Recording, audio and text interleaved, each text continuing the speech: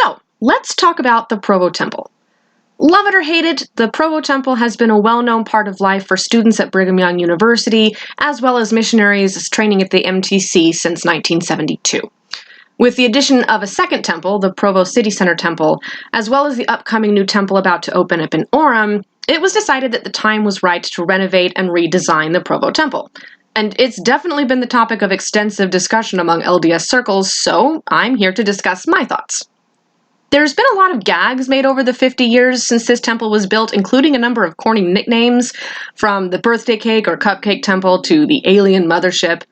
It's very clearly an odd and perhaps jarring design for some, and certainly it's dated.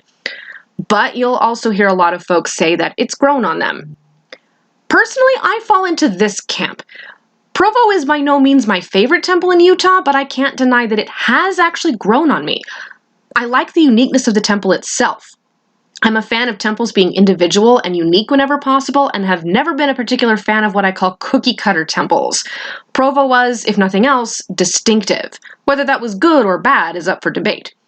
Its sister temple, Ogden, was redesigned several years ago, leaving Provo as the only one of its kind. And yes, that appealed to me, as did the symbolism involved, whether initially intended or not, because I know someone's going to try and argue that with me.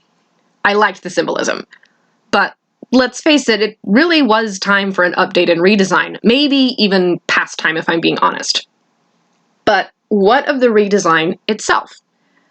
I also have to be honest here and confess that I was a little disappointed when I saw the plans for the redesign. Now, don't get me wrong, it is a genuine improvement aesthetically speaking over the original design. Not gonna lie, it's just a prettier building. Simple fact. It has more classic lines, a more pleasing look and shape to it, and will certainly fit nicely into the space it's going to occupy. The renderings show a very nice, refreshed look that is objectively more universally appealing. And you certainly get many people commenting on how stunning they think it looks. What I feel is lacking is, of course, the originality. While it is lovely, I wouldn't jump to outright stunning, but it is pretty. I also find it veering too close to other designs that we're currently seeing. It's much like Orem, a little like Payson, though more angular, and touches on the new design of the Ogden temple with which it shared its original look.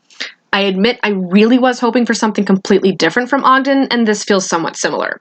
So I guess the question now will be, who does it better? Ultimately, I am loving the fact that we're getting so many temples around the globe, and as a Utahn, I am ecstatic by how many temples are going up in the near future. It has long been prophesied in the church that temples would dot the earth prior to the second coming of Christ. New temples are announced every 6 months in General Conference, and evolving circumstances necessitate changes in how such a daunting task is to be accomplished. I understand that this may mean more generic looks at times that may require a sacrifice of some of the uniqueness and individuality in a temple. We seem to go back and forth in our trends, from the smaller carbon-copied temples of a couple of decades ago to the reintroduction more recently of individual designs meant to evoke local culture. Think the Tucson, Arizona temple, for example, or the most recent temple in McAllen, Texas. At least currently, we are seeing a mix of both.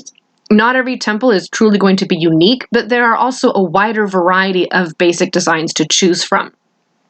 I will hope that our artistic skills as a people and our sense of innovation continue to grow to the point where we can have both an expedited means of creating the temples to quickly and efficiently meet the needs of the community, and a way of making them stand out on their own. And who knows, perhaps just as the old Provo temple grew on me from sentimentality, the new one will grow on me as well. Will it ever be my favorite? No, not with so many other beauties in Utah, but then again, the original wasn't my favorite either, so maybe it'll be just a draw in the end. What are your thoughts on the redesign versus the original? I would love to hear what you think. Comment below, and don't forget to like, subscribe, and share this video with your friends.